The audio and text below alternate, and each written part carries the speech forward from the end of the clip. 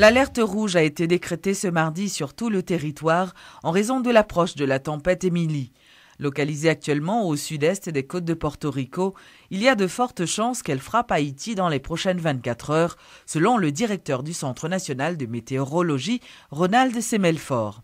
Tempête tropicale Émilie, il marchait avec beaucoup de vent, il marchait avec un pile la pluie, qui est capable de transformer en inondation, provoquer des inondations plus ou moins sévères, qui a un risque d'inondation et glissement de terrain, déboulonnage terre. C'est pour ça que le secrétariat permanent, ensemble avec le gouvernement, en accord avec le Centre national de météorologie, lancé niveau d'alerte ça. Côté, c'est surtout à partir de demain mercredi, nous sommes capables de commencer à sentir premier effet sur terre et par rapport à la pluie et puis coup de vent tout. Mais depuis Assoyan et sous la mer, surtout sous côte sud là, opération cabotage a déjà interdit à partir de Assoyan jusqu'à nouvel ordre. Sous terre par rapport à la pluie, à partir de demain surtout, il va aller jusqu'à vendredi.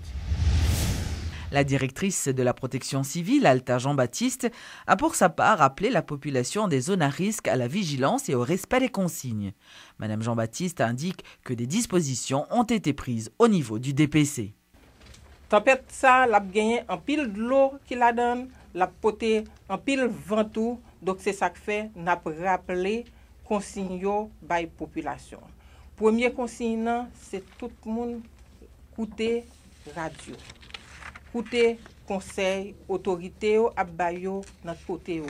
Moun qui dans localité, moun qui dans commune, moun qui dans département, écouter conseil autorité yo. Deuxième consigne dans la phase que nous y là. Nous sommes capables de commencer à préparer, manger pour nous mettre la caille nous, qui pour permettre que nous soyons capables de résister au moins pendant 3 jours si nous ne sommes pas sortis. Dans la phase que nous y sommes tout, avec accompagnement travaux publics, tout l'autre secteur qui est concerné, nous sommes capables toujours, puisque vent pour qu'on ait vent, nous sommes capables toujours continuer de débrancher pied bois qui devant porter la caille nous si ça n'a pas de fait. Parce que nous connaissons que pied bois, les forces vent yo capable casser fil électrique, entraîner que gain du feu, gain tout ça. Donc ça ta capable faire toujours. Donc dans moment ça jusqu'à présent gain quelques petits travaux qui capable faire. Moun qui nan kan yo surtout. Dans moment ça toujours nous demander pour tout le monde commencer à prendre disposition pour yo ranger papier qui important yo pour si au cas y a besoin évacuer pour yo capable évacuer. Le gouvernement annonce différentes mesures en prévision du passage de la tempête Émilie sur le pays, prévu dans les prochaines 24 heures.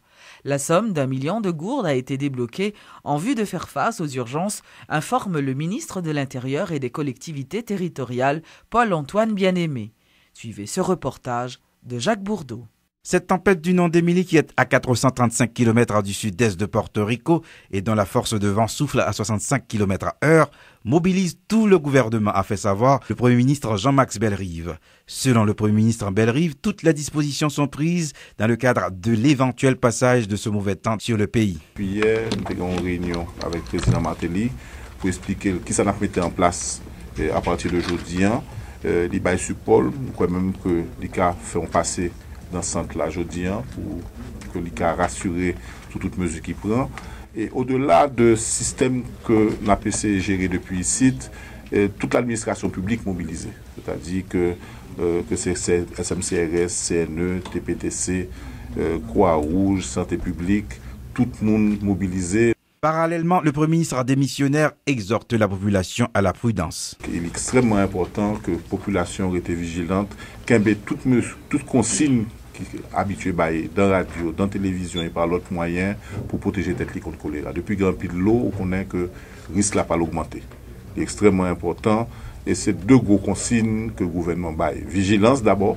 Et puis, deuxièmement, discipline. Des fonds d'urgence sont également débloqués pour les 10 départements du pays dans le cadre du passage d'Émilie sur Haïti, a révélé le ministre de l'Intérieur, Paul-Antoine Bien-Aimé. Il y a 1 million de gouttes qui sont déjà prépositionnés dans chaque département. Et comme ça, il est là pour les premières réponses en attendant l'intervention de l'État central. Vu la fragilité du pays, le gouvernement a décrété l'alerte rouge dans tous les départements devant la menace que représente la tempête Émilie. Alors que la tempête tropicale Émilie est attendue d'ici mercredi soir dans le sud d'Haïti, c'est l'heure des bilans en Martinique où l'on déplore une victime et beaucoup de dégâts matériels. Tôt ce matin, l'eau est montée ici par les canalisations. Ce restaurateur a trouvé ses snacks inondés. Sans électricité depuis quelques heures, il craint de perdre tous ses stocks. Vous avez des produits frais ici, un peu de charcuterie. Ça fait 26 ans que je suis dans cette rue-là et c'est la première fois que j'ai eu autant de dégâts. Dans le centre de Fort-de-France, chacun se presse de nettoyer avant que la boue ne sèche. Mais sur les hauteurs, comme dans ce quartier de la route de Mout, la terre glisse, emportant sur son passage voitures et maisons. Cette habitante est sous le choc, elle n'a plus accès à sa maison qui s'est effondrée. La terre a commencé vraiment à glisser. Donc nous sommes partis rapidement. Je suis allée chez une de mes sœurs et puis quand je suis revenue, j'ai trouvé ma maison comme ça.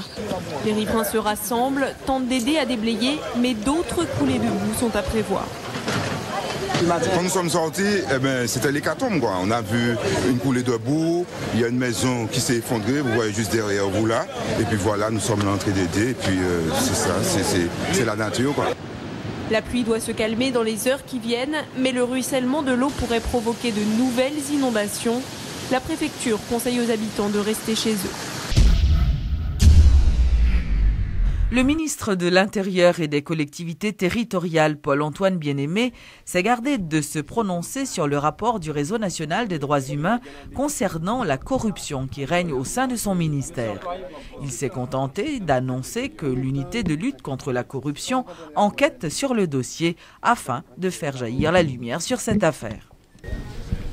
Difficile pour me parler avant l'enquête.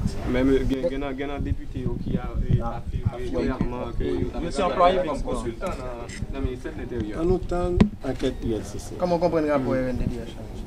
Maintenant, rapport ILCC.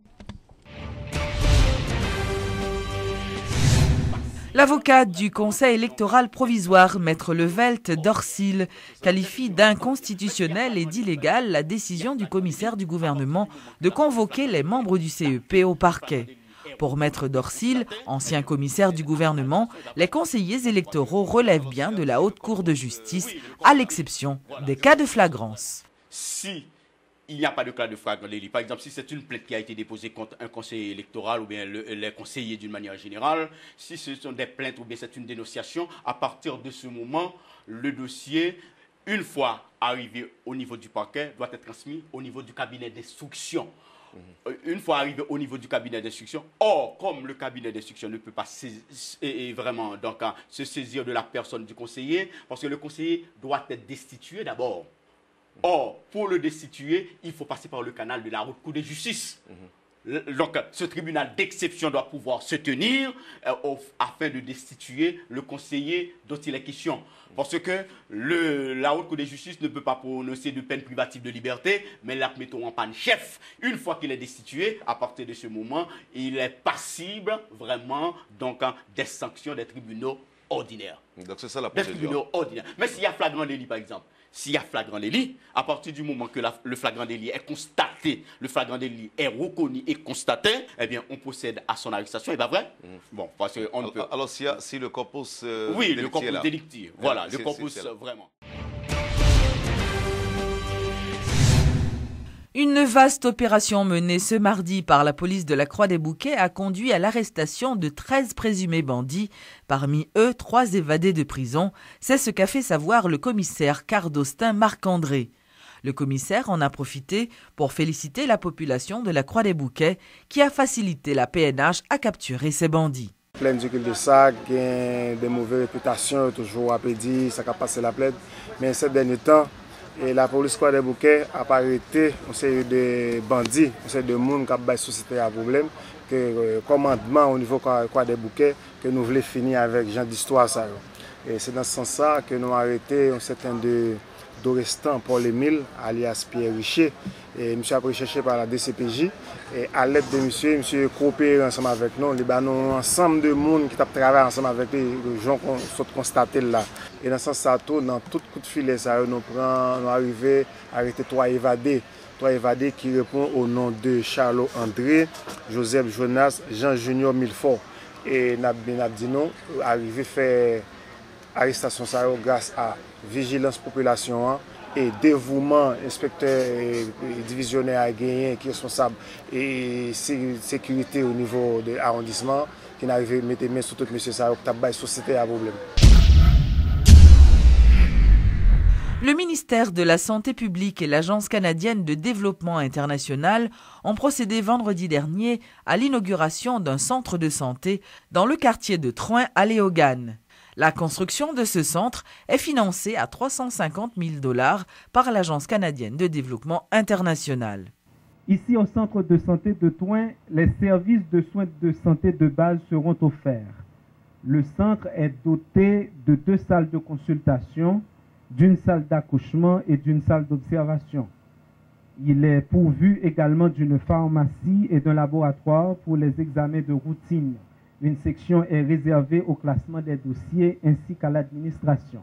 Pour la concrétisation de ce projet, l'Agence canadienne de développement international, l'ACDI, à travers le Centre de coopération Haïti-Canada, a déboursé plus de 360 000 $ canadiens sur une période de 12 mois. Mais la participation de la communauté a été telle que nous pouvons dire que c'est une œuvre collective qui a été réalisée. En témoigne le fait de relocaliser le terrain de football pour fournir plus d'espace à la construction d'une résidence pour le personnel du centre. Quand je vois ce centre, je pense, puisque moi j'ai une vue globale sur tout l'Ouest, je pense à toutes les autres localités qui n'ont pas cette belle réalisation. Et à ce compte-là, m'a demandé le Locoyoto pour ne pas faire pression ni sur le docteur Fanfan, ni sur moi-même, pour nous accepter n'importe qui monde qui vient travailler dans ce centre-là. Il faut que c'est monde qui qualifié, c'est que c'est monde qui présente des diplômes pour nous gagner de bons résultats en matière de délivrance de soins de santé au niveau centre de santé de Troin.